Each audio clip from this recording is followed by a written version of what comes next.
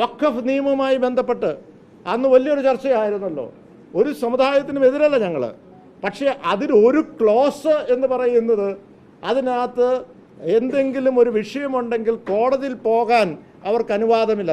ഞാൻ പറയട്ടെ, ഇന്ന് ഇന്ത്യയിലുള്ള ഏത് പൗരനും അവന് നീതി ലഭിച്ചില്ലെങ്കിൽ കോടതിയിൽ പോകുവാനുള്ള ഒരു അനുവാദം, ഒരു അവകാശം ഇന്ന് കോൺസ്റ്റിറ്റ്യൂഷൻ കൊടുക്കുന്നുണ്ട്.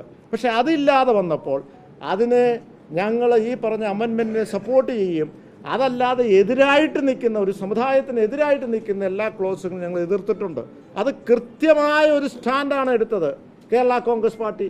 അപ്പോൾ ആ സ്റ്റാൻഡ് എടുത്തതും അതിനകത്ത് ചങ്കുറ്റത്തോടെ എടുത്തത് അത് തെറ്റായ ഒരു തീരുമാനം ഇവിടെ ഉള്ളതുകൊണ്ടാണ്. ബാക്കി തീരുമാനങ്ങളൊക്കെ അല്ലെങ്കിൽ ക്ലോസുകളൊക്കെ ഒരു സമുദായത്തിന് എതിരായി വരുന്നത്. ഇപ്പോൾ ഉദാഹരണത്തിന് അവരുടെ ബോർഡിൽ മുസ്ലിം മാൻ മാത്രമേ കാണാൻ പാടുള്ളൂ, അവിടെ ഒരു ഹിന്ദുവിനെയോ അല്ലെങ്കിൽ ഒരു ക്രിസ്ത്യനെയോ വെക്കാൻ പാടില്ല. അത് വെക്കാൻ തുടങ്ങിയപ്പോൾ നമ്മൾ അതിനെ എതിർക്കുകയുണ്ടായി. അപ്പോൾ ആ കാര്യത്തിലും നമ്മൾ ഫലപ്രദമായി നമ്മൾ ഇടപെടുവാൻ കഴിഞ്ഞു. ഇപ്പോൾ കടൽ മണൽ ഖനനവുമായി ബന്ധപ്പെട്ട് ഞാൻ ഓർക്കുന്നത്, ഇത് കൊല്ലത്ത് ടെൻഡർ ചെയ്ത് മുന്നോട്ട് പോയത് നമ്മൾ അറിഞ്ഞിട്ടില്ല. പക്ഷേ ഏറ്റവും ആദ്യമേ ഈ പറഞ്ഞ കേരള സംസ്ഥാനത്ത് ആരും ഇതുമായിട്ട് സംസാരിച്ചില്ല. അത് പാർലമെൻറ്റിൽ കൊണ്ടുവന്നത് കേരള കോൺഗ്രസ് പാർട്ടിയാണ്. അതിനുശേഷം 3 ദിവസം കഴിഞ്ഞപ്പോഴാണ് അസംബ്ലി നടന്നുകൊണ്ടിരിക്കുന്നു ഈ വിഷയം കൊണ്ടുവന്നത്. അവിടെ കൃത്യമായി പറഞ്ഞു, ഇതൊരിക്കലും പാടില്ല, നമ്മുടെ പരിസ്ഥിതിയെ ഏറ്റവും കൂടുതൽ ബാധിക്കാൻ പോകുന്നതാണ്, മത്സ്യത്തൊഴിലാളികളെ ബാധിക്കാൻ പോകുന്നതാണ്. അത് കഴിഞ്ഞിട്ട് ശേഷം സമരങ്ങൾ നടത്തി. എന്താണ്, പരിസ്ഥിതി പഠനം പോലും നടത്താതെ ടെൻഡർ കൊടുത്തതിന് ശേഷം മന്ത്രി പറയുകയാണ് അത് കോൺട്രാക്ടർ ചെയ്തോളും, എടുത്തയാൾ ചെയ്തോളും എന്ന് പറഞ്ഞാൽ അതിനകത്ത് എന്ത് ന്യായമാണുള്ളത്?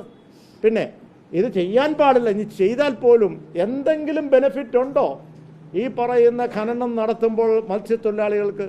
പക്ഷേ അവർക്ക് നമ്മൾ ഇടപെട്ടതുകൊണ്ട് ചെയ്യാൻ പാടില്ല ഒരു വശത്തുണ്ട്, ഇടപെട്ടുകൊണ്ട് റോയൽറ്റി കൊടുക്കാനുള്ള തീരുമാനം കേന്ദ്രം ഏറ്റെടുത്തു എന്നുള്ളതാണ്.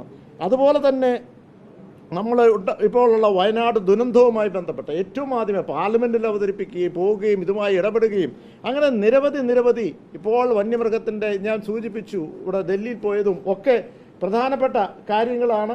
ഇത് മാത്രമല്ല, നമുക്കറിയാം ഈ കുട്ടനാടുമായി ബന്ധപ്പെട്ട് ഇപ്പോൾ 28 രൂപ 20 പൈസയായിരുന്നു നേരത്തെ ഉണ്ടായിരുന്നത്, ഇപ്പോൾ 50 പൈസ 30 പൈസ കൂട്ടി. പക്ഷേ കേരള കോൺഗ്രസ് ഇടപെട്ട് അവിടെ 30 രൂപയ്ക്ക് ഈ ഇടപെട്ട് ഇത് പോരാ, 40 രൂപയാക്കണം. എവിടെയാണ് ഇതിൻ്റെ ഫണ്ട്? അതുവരെ ഇത് കാണിച്ചു കൊടുത്തു. ഇത് നമ്മൾ പറഞ്ഞാൽ പോരല്ലോ. ആ ഭൂമി തരം മാറ്റുന്നതനുസരിച്ച് നോക്കുമ്പോൾ ഇപ്പോൾ വളരെയധികം കൂടിയിട്ടുണ്ട്. ഏതാണ്ട് 1600 കോടി രൂപയോടെ ലഭിച്ചിട്ടുണ്ട്. അത് ഈ പറയുന്ന നെല്ലുമായി ബന്ധപ്പെട്ട കൃഷിയുമായി ബന്ധപ്പെട്ട അഭിവൃദ്ധിക്ക് വേണ്ടി മാത്രമേ ഉപയോഗിക്കാൻ പാടുള്ളൂ. അപ്പോൾ ഇതുമായി ബന്ധപ്പെട്ട് കൊടുക്കണം എന്നുള്ള ഒരു നിർദ്ദേശം മുന്നോട്ട് കൊടുത്തു. അപ്പം ഞാൻ പറഞ്ഞു വരുന്നത്, ഇത് ഇനി മണിക്കൂറുകളോളം പറയാൻ കാണും. പക്ഷേ ഒരു പ്രതിപക്ഷം ചെയ്തിട്ടുണ്ട്. ഞാൻ അവരെ ഒന്നും ചെറുതായിട്ട് കാണുന്നില്ല.